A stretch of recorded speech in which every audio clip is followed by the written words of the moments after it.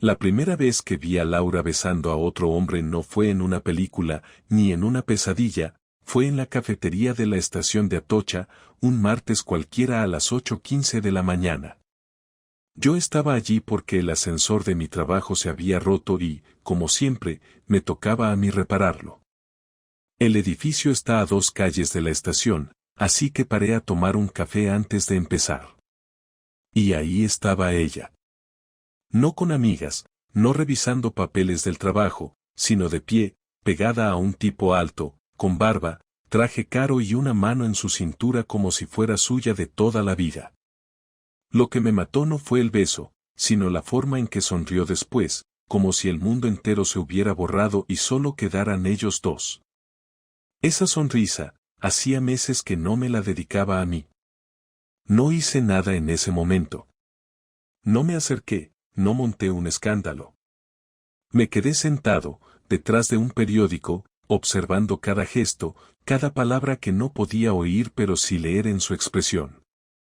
Vi cómo le tocaba el brazo al hablar, cómo él le apartaba un mechón de pelo, como si fuera una escena ensayada 1000 veces. Cuando se fueron, no me siguió la rabia. Me siguió la calma. La clase de calma que te da cuando sabes que estás a punto de descubrir de qué está hecha realmente tu vida. Ese café se quedó frío, pero yo, por dentro, empecé a hervir. No lo sabía entonces, pero aquel martes marcaría el inicio de 3 semanas que acabarían con mi matrimonio, y con la imagen que tenía de la mujer que creía conocer. No me lancé a seguirlos aquel martes porque no quería parecer un idiota improvisando. Preferí dejar que el día siguiera su curso y tomarme unas horas para pensar. Cuando llegué a casa esa noche, Laura estaba ya en el sofá, descalza, con el portátil en las piernas, como si nada. Me saludó con un hola rápido, sin mirarme demasiado. Yo también fingí normalidad, aunque por dentro me estaba quemando la imagen de esa mañana. No pregunté dónde había estado, no comenté que había pasado por Atocha, ni que había visto nada. Necesitaba observarla sin que sospechara. Los días siguientes me dediqué a encajar las piezas. Laura seguía con su rutina de salir a correr por las noches, cosa que nunca había hecho antes. En varias ocasiones le propuse acompañarla, pero siempre me contestaba que prefería ir sola para despejarse. El jueves, mientras guardaba unas herramientas en el trastero, escuché desde la calle cómo aparcaba el coche 1 hora más tarde de lo normal. Entró con una bolsa de panadería en la mano, justificándose con que había pasado por una tienda a comprar algo que le encargó su madre. No le di importancia delante de ella, pero apunté mentalmente que, cuando inventa una excusa, siempre mete a su madre de por medio. El sábado decidí que necesitaba pruebas que no dependieran de mi memoria. No pensaba revisar su teléfono, pero sí podía seguirla sin que se diera cuenta. Aproveché que dijo que iba al gimnasio por la mañana y salí 10 minutos después, en mi coche. No tardé en verla a 2 calles de casa, girando hacia la carretera de Toledo. La seguí a una distancia prudente hasta que aparcó frente a un edificio de oficinas en Legazpi. Me llamó la atención que no llevara ropa deportiva. La vi entrar por una puerta lateral y no salir durante más de 1 hora. Cuando finalmente lo hizo, no estaba sola. El mismo hombre de la estación salió con ella, y esta vez no hubo beso, pero sí esa forma de caminar juntos, rozándose el brazo, con una confianza que no se gana en 2 días. Me quedé quieto en el coche, mirando cómo se separaban. Él se subió a un Audi negro y ella al suyo. Me adelantó camino de vuelta a casa y yo llegué unos minutos después. Estaba en la cocina, con el pelo recogido, lavando fruta como si nada. ¿Qué tal el gimnasio?, le pregunté. Bien, lleno de gente. No sé cómo puede soportar esas máquinas, a mí me aburren, respondió sin pestañear. Era impresionante lo fácil que le salía mentir. No titubeaba, no buscaba excusas rebuscadas, simplemente decía lo que fuera necesario para tapar la verdad. Aquella noche apenas dormí. Tenía la confirmación de que estaba viendo a alguien, pero no sabía hasta qué punto.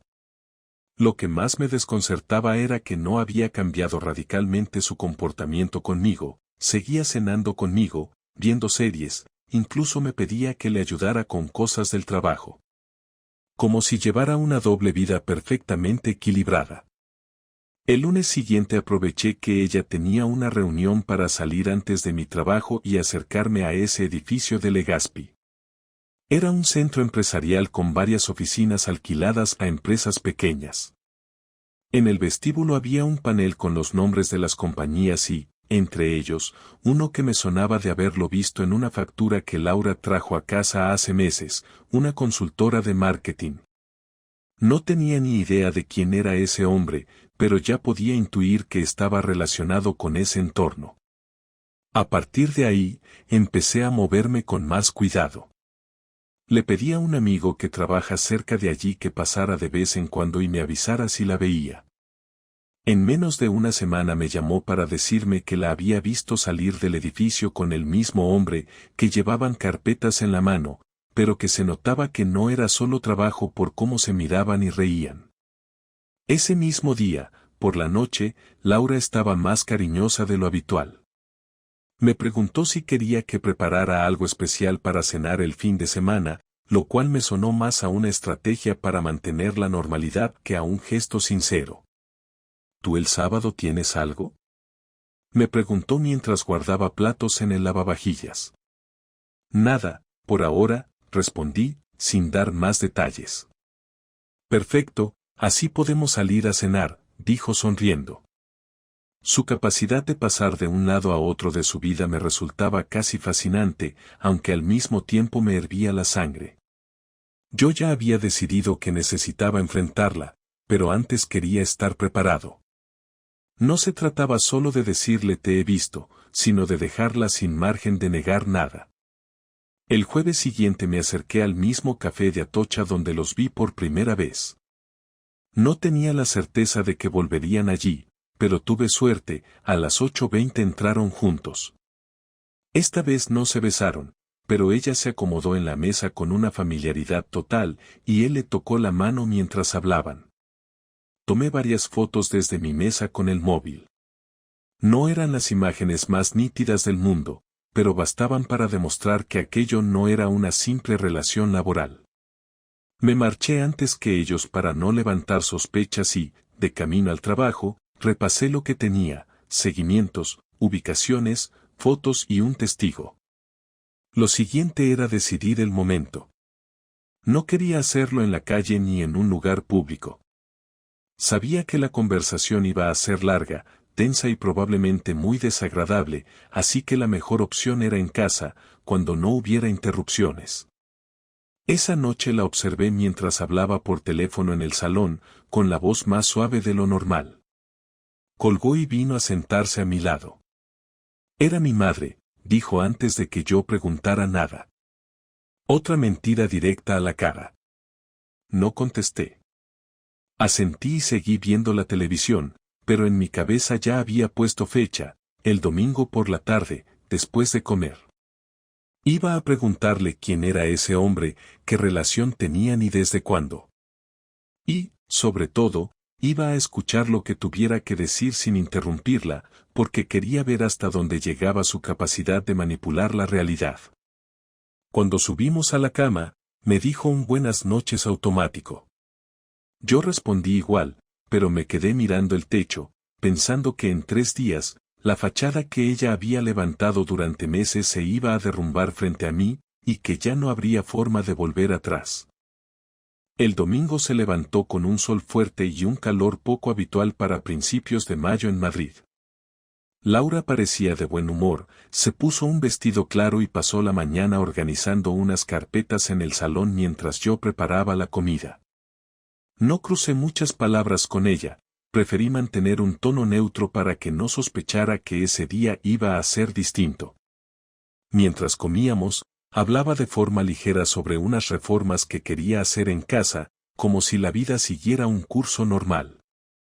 La escuchaba, pero en mi cabeza repasaba el orden de las preguntas y cómo iba a presentarle lo que sabía.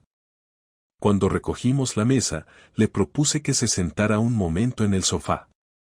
Lo hizo sin mostrar incomodidad, aunque noté que me observaba con cierta curiosidad. Me senté frente a ella, apoyando los codos en las rodillas. Le dije que quería hablar de algo que llevaba tiempo rondándome la cabeza. Mantuvo la vista fija en mí, sin sonreír. El martes de hace 2 semanas te vi en Atocha, en la cafetería de la entrada, empecé, hablando despacio. Estabas con un hombre, bastante cerca de él, y os besasteis. No reaccionó de forma exagerada. Solo parpadeó un par de veces y luego se reclinó en el respaldo. No fue un beso como lo estás diciendo, contestó, con un tono frío. Nos saludamos, nada más. No parecía un saludo, y no fue la única vez que os vi. También te seguí un sábado por la mañana cuando dijiste que ibas al gimnasio. Fuiste a un edificio en Legazpi, entraste por una puerta lateral y 1 hora después saliste con el mismo hombre. Respiró hondo, apartó la mirada hacia la ventana y se mantuvo callada unos segundos. Es un compañero de trabajo con el que estoy colaborando en un proyecto, dijo finalmente. Lo del sábado fue una reunión fuera de la oficina. ¿Y lo de Atocha, también era trabajo? Pregunté, sin apartar la vista de ella.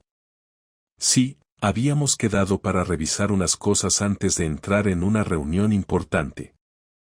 Saqué el móvil y le mostré las fotos que había hecho en la cafetería. No eran pruebas concluyentes de algo físico más allá de un contacto cercano, pero su lenguaje corporal en las imágenes decía mucho. Las miró con rapidez y me devolvió el teléfono. Estás interpretando las cosas como quieres, dijo. No hay nada más.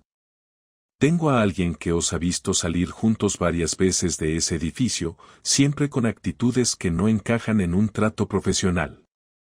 Y antes de que digas que es imaginación, sé diferenciar un café de trabajo de algo más. Se cruzó de brazos y empezó a balancear ligeramente una pierna, un gesto que siempre hacía cuando estaba incómoda. No te voy a mentir, me cae bien y hemos salido a tomar algo fuera del trabajo, pero no es lo que piensas, respondió, intentando mantener la calma. Me estás diciendo que quedas en secreto con él, que mientes sobre a dónde vas, pero que no hay nada, le solté, sin subir el tono, aunque sentí que me costaba controlarlo. No es un secreto, simplemente no te lo cuento todo porque sé cómo te pondrías, dijo, mirándome directamente. Y ahora lo estás demostrando. Claro que me pongo así, porque llevo semanas viéndote inventar excusas y desaparecer. Esto no empezó ayer. Ella se levantó y caminó hacia la cocina, probablemente para ganar tiempo. La seguí y me apoyé en el marco de la puerta. Si hay algo más que quieras decirme, este es el momento, añadí. Abrió un armario, sacó un vaso y lo dejó en la encimera sin usarlo. Salimos un par de veces fuera del trabajo, hablamos mucho y sí, me besó una vez, dijo al fin. No pasó de ahí. Y llevas actuando como si nada, viniendo a casa conmigo cada día, sin pensar en decirlo, repliqué. Porque no significó nada. No sé ni por qué dejé que pasara. Me quedé mirándola en silencio unos segundos. ¿Y piensas que con eso basta? Pregunté. Que simplemente digo vale y seguimos como si no hubiera pasado. No sé qué quieres que haga, respondió, visiblemente irritada. Si quieres que te diga que fue un error, lo fue. Si quieres que me disculpe, lo hago. Pero no voy a dramatizar algo que para mí no tiene la importancia que tú le estás dando. Para mí sí la tiene, le dije, dejando claro que no pensaba minimizarlo. Y que intentes rebajar lo que has hecho solo me demuestra que no entiendes en qué punto estás poniendo nuestra relación. No contestó, se quedó de pie mirando hacia la ventana de la cocina. Me marché al salón y me senté, intentando calmarme. Al cabo de unos minutos, volvió y se sentó a mi lado. Si quieres terminar, dilo ya, soltó, con un tono más desafiante que triste. No voy a decidirlo ahora, contesté. Pero te aseguro que no voy a dejarlo pasar sin consecuencias. Ella no respondió. Encendió la televisión y empezó a cambiar de canal, como si la conversación hubiera terminado. Yo no quité los ojos de ella, grabando en mi memoria la frialdad con la que había admitido algo que, para mí, era una traición clara. Aquella tarde supe que no iba a obtener más de lo que ya había dicho, al menos no de forma directa. Si quería conocer el alcance real de todo, tendría que seguir moviéndome por mi cuenta y actuar en el momento justo. No pasé la semana siguiente analizando lo que me había dicho Laura, porque la conversación había dejado claro que no iba a reconocer nada más. En vez de quedarme esperando un cambio de actitud, decidí que la única manera de equilibrar la situación era tomar el control. No quería un estallido de rabia, ni discusiones interminables, quería que sintiera el peso real de lo que había hecho. Para eso necesitaba información precisa y un plan que no se improvisara. El lunes, después del trabajo, llamé a un conocido que trabaja en una empresa de seguridad privada. Le pedí que me recomendara a alguien que pudiera hacer un seguimiento discreto y obtener pruebas fotográficas claras. No tuve que explicar mucho, le bastó con que le dijera que se trataba de una infidelidad. Me pasó el contacto de un investigador que había trabajado antes para él y que sabía moverse en Madrid sin llamar la atención. El martes por la mañana me reuní con el investigador en una cafetería cerca de la Plaza de Castilla. Le conté que ya tenía fotos, pero que no eran concluyentes y que necesitaba documentar los encuentros con el hombre, sus desplazamientos y cualquier interacción que demostrara que no se trataba de una relación profesional. Le di el nombre completo de Laura, la matrícula de su coche, su lugar de trabajo y los horarios habituales. No le costó mucho darme un presupuesto y un calendario. Acordamos que empezaría al día siguiente y que en 10 días tendría un informe con fotos, ubicaciones y, si era posible, grabaciones de audio. Pagué la mitad por adelantado y me fui con la sensación de que el reloj empezaba a correr a mi favor. Mientras el investigador hacía su parte, yo empecé a preparar la mía. Revisé cuentas bancarias conjuntas y detecté pagos en bares y restaurantes que no me cuadraban con las veces que supuestamente había salido con amigas. Imprimí esos movimientos y los guardé en una carpeta. También recopilé los mensajes que me había enviado en días que sabía que estaba con él, para mostrar la forma en que mantenía la mentira. No pensaba usar todo eso solo para confrontarla otra vez, sino para tener un respaldo sólido si decidía ir más allá, ya fuera en el ámbito personal o legal. El viernes, el investigador me llamó para decirme que ya había seguido a Laura 2 veces y que en ambas se había encontrado con el mismo hombre en lugares distintos de su trabajo. Una fue en un restaurante en Lavapiés, la otra en un piso en el barrio de Chamberí.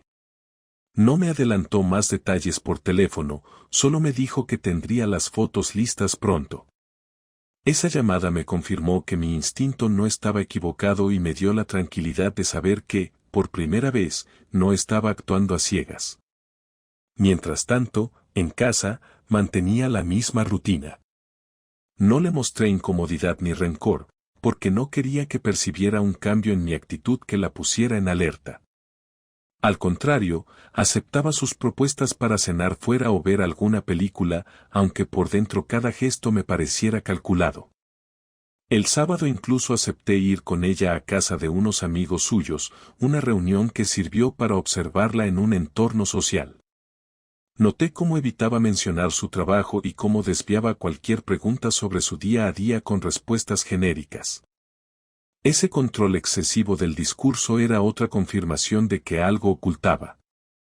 El lunes siguiente recibí un mensaje del investigador citándome para entregarme el informe. Nos vimos en un despacho que alquilaba en una zona discreta. Me pasó un sobre con más de 50 fotos y un pendrive con vídeos y audios.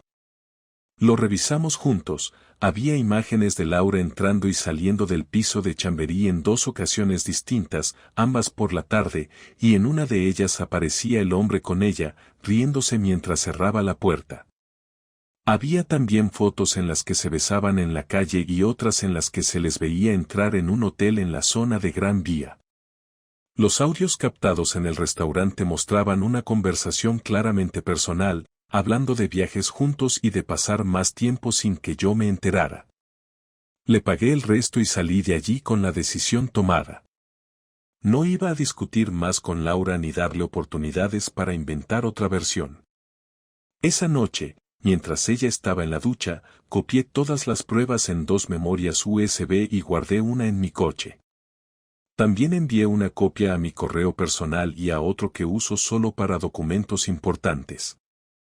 Al terminar, me senté en la mesa del salón y escribí una carta corta explicando que sabía todo y que a partir de ese momento no iba a seguir compartiendo la vida con alguien que me mentía de esa manera.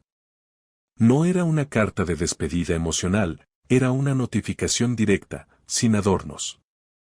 Al día siguiente, me aseguré de salir del trabajo un poco antes que ella y fui a cambiar la cerradura de casa. Dejé la carta y un sobre con copias impresas de las fotos encima de la mesa del comedor. Metí una pequeña maleta con mi ropa y mi portátil en el coche y me fui a un piso que me había prestado un amigo para pasar unos días.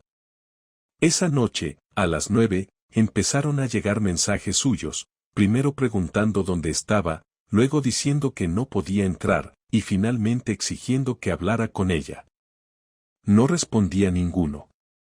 Mi idea no era desaparecer definitivamente, sino dejar claro que la situación había cambiado y que ahora yo decidía el terreno en el que íbamos a hablar. Quería que sintiera la incomodidad de no tener control, que pasara al menos un par de días sin poder entrar en la casa ni acceder a mí para intentar convencerme con explicaciones rápidas. El jueves le envié un mensaje diciendo que el sábado nos veríamos en un lugar público para hablar y que mientras tanto podía quedarse en casa de quien quisiera. No me contestó, pero lo leyó. Sabía que en esas 48 horas tendría tiempo de sobra para imaginar qué pruebas tenía y cómo pensaba utilizarlas, y eso era parte de mi venganza. No solo se trataba de exponerla, sino de invertir la presión que había sentido yo en las últimas semanas.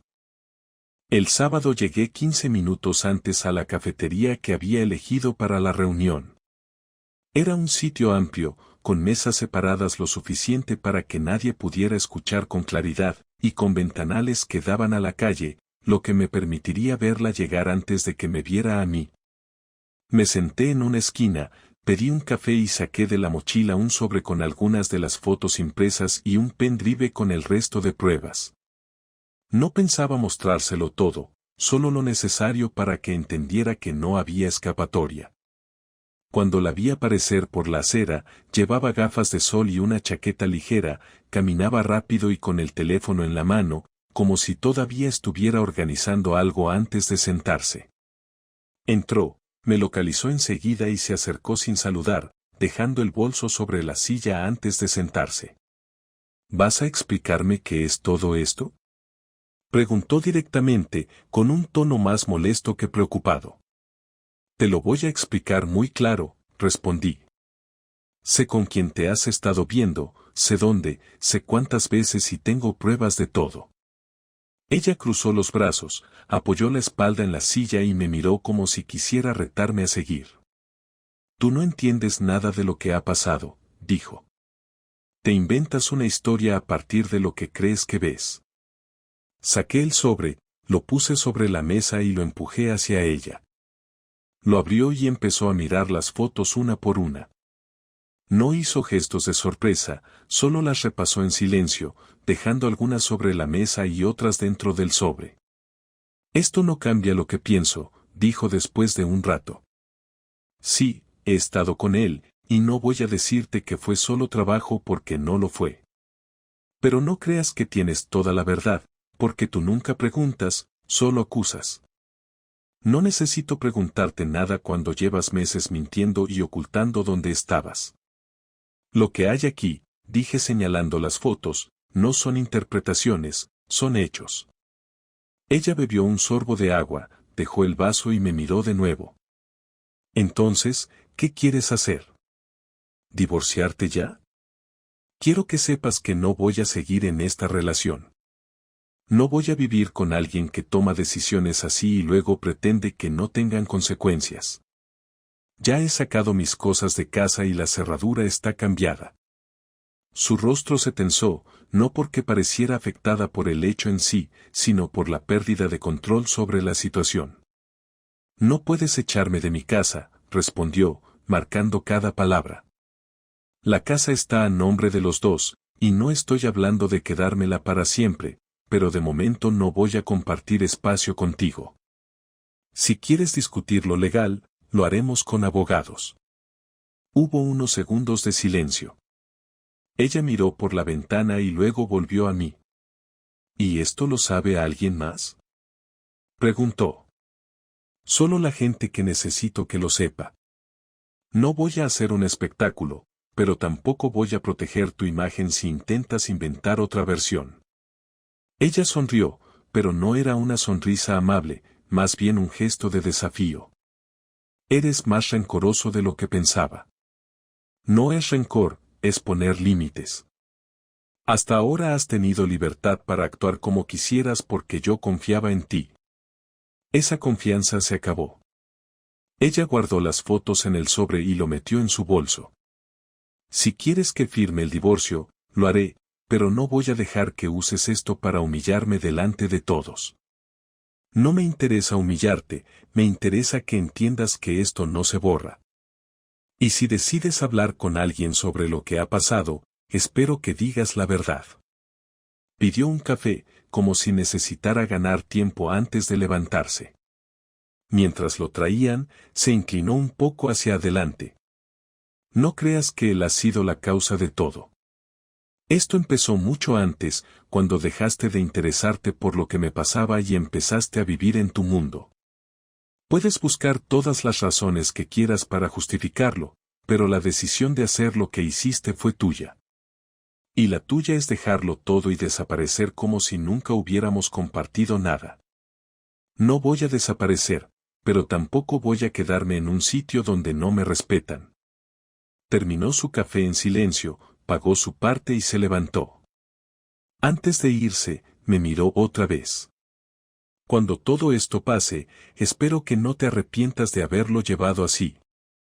Lo único de lo que me arrepentiría es de no haber actuado antes. Se marchó sin mirar atrás, dejando sobre la mesa una sensación de cierre. Sabía que no habría otra conversación así, porque ya no quedaba nada por negociar. Los pasos siguientes serían puramente formales y cada uno seguiría su camino, pero en mis términos, no en los suyos. El lunes por la mañana fui a mi abogado con el sobre de pruebas y un resumen de lo que había pasado en los últimos meses. Le expliqué que no buscaba un proceso largo ni conflictivo, pero que quería proteger mis bienes y dejar constancia de la infidelidad para que, en caso de disputa, no hubiera margen de manipulación. Revisamos la documentación y me explicó que, aunque la infidelidad en sí ya no pesaba tanto en los tribunales, podía servir como respaldo en negociaciones privadas, sobre todo si ella intentaba reclamar más de lo que le correspondía. Salí de la reunión con un borrador de acuerdo de divorcio que incluía la venta de la vivienda y la división equitativa del resto de bienes. La idea era enviarlo a su abogado para evitar cualquier contacto innecesario entre nosotros. Esa misma tarde recibí un mensaje de Laura diciendo que ya había recogido algunas cosas de la casa y que avisara si quería que retirara el resto cuanto antes. Contesté que podía hacerlo el viernes, cuando yo no estuviera, y que la llave que tenía ya no servía porque la cerradura estaba cambiada. No replicó, solo dijo que lo entendía. Aunque la conversación fue breve, percibí un cambio en su tono, como si hubiera aceptado que la situación no iba a revertirse.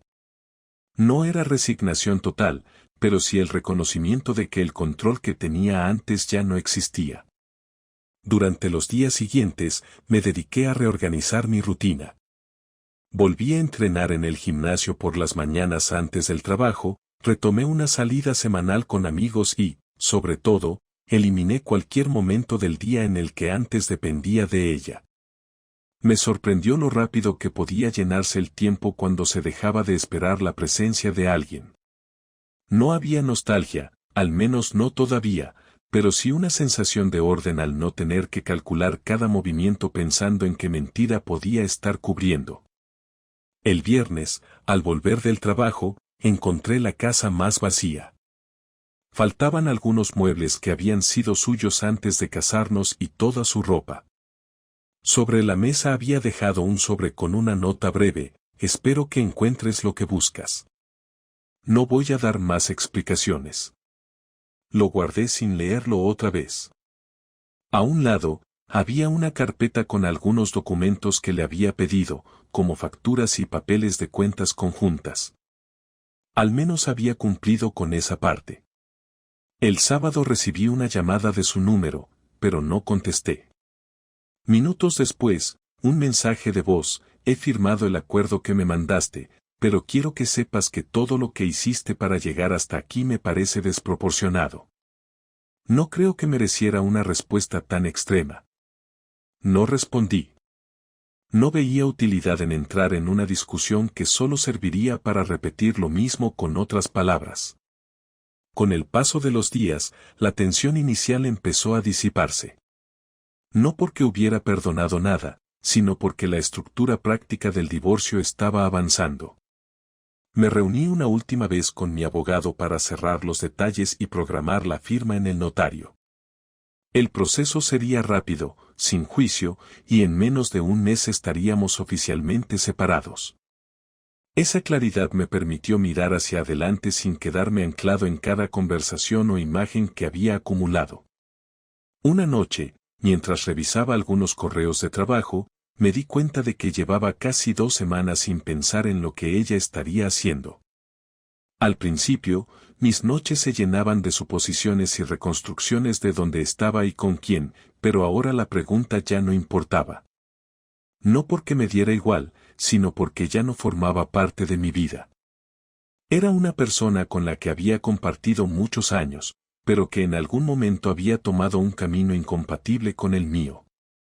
El día de la firma fue rápido. Llegamos por separado al despacho del notario, firmamos los documentos sin cruzar más que un saludo y una despedida formal. No hubo reproches ni escenas, solo un intercambio frío de papeles y llaves.